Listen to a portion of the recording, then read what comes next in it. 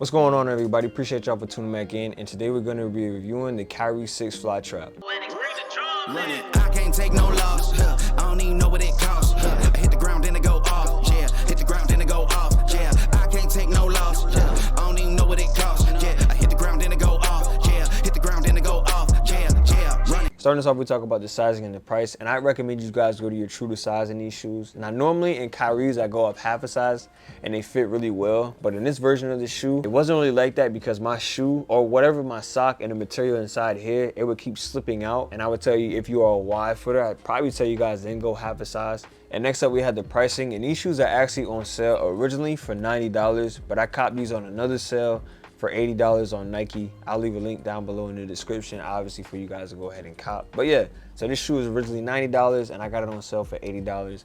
Moving on to the side, I'm gonna give these a 7.5 out of 10. I'm not the biggest fan of the colorway. I like the peach, I like the black, I like the white, but when we get to this highlight yellow, this is where it throws me off.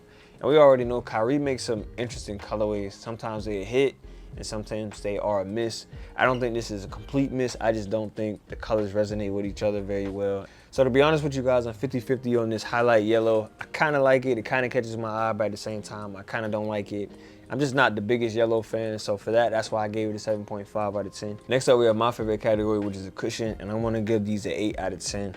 They have my favorite cushioning setup in Air Zoom. Now, if you guys were to go on Nike and look at the description they put for the cushioning setup of the Kyrie, it says bouncy responsive, and I think it is true, it is responsive, because Kyrie's hold good inside as well as they do hold up good outside. I can honestly say that, but bouncy, I don't think any Kyries have been bouncy. I don't think 1 through 8 or Infinity, however you guys want to look at it, have been bouncy. I think they've always just been doable. So the cushioning setup for the Kyrie 6, while these were on my feet, they're pretty good. Next up, we have the support, and I'm going to give these a 7.5 out of 10. For whatever reason, I don't know the material that's inside of this shoe, but whatever, I don't know if it must have been the socks I was wearing that day, but my foot just wasn't staying how they normally do in Kyrie's. Like, we already know Kyrie's are very, very good on support. And for me, these weren't that good on support because my foot just kept sliding. Like, it wasn't sliding to the point it would come out, but it was just sliding to where I could feel it while I was playing. So it would kind of throw me off. The padding around the Achilles heel and ankle bone is pretty mid, as well as the padding inside of the tongue. So you don't really get like too crazy padding. So if I'm comparing this to other Kyries and their support and lockdown, this one is pretty lackluster because in the film I was trying to dunk for you guys, but knowing I'd have to go at a certain speed and knowing that this shoe isn't agreeing with me and my foot to stay in place, I couldn't do that for you guys. It's not that bad though. You can still play in this shoe. I think you can still do Euros and spins in certain moves, but if you're an aggressive slasher that likes to play above the rim and stuff like that, I'm not too sure if the support might work with you. Now, I don't know if it's just me, because I've seen some other reviews and people said the support is really good. But for me personally, it just did not agree with me. So just keep that in mind. And last on the list, we had the traction. I'm gonna give these a 7 out of 10. And that's crazy for me to even say that because almost every Kyrie that I've had, the traction is crazy. It's the minimum of like 8.5. But in this one, I don't know if it's because of this type of bottom, but it just did not fight against dust well at all. And unfortunately, the court I was on was dusty, but it just didn't fight against it. I didn't hear many squeaks at all. Now, if you guys wanted to try and take this outside, maybe you could. I don't know if I'd recommend it. It might hold up better outside because the Kyrie 6s I have, they hold up much better outside than they do inside. I don't know why that is. I just always take Kyries outside if I have them.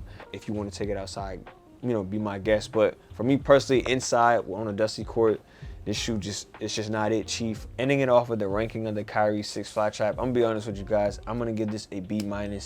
The style is okay-ish. Like I said, I'm not a big fan of that highlight yellow. I think they would have left that out, I think the shoe would have been more appealing to me in my eyes. The cushion, to me, is probably the best part about the shoe. It has my favorite Nike cushion, so, you know, I can't go wrong with that. It's not really bouncy, per se, but if you guys are already hooping Kyries, and you know Kyries aren't really that bouncy. Sport, to me, is pretty mid. It's not as good as I'm used to expecting in Kyries, as well as the traction pattern is pretty mid.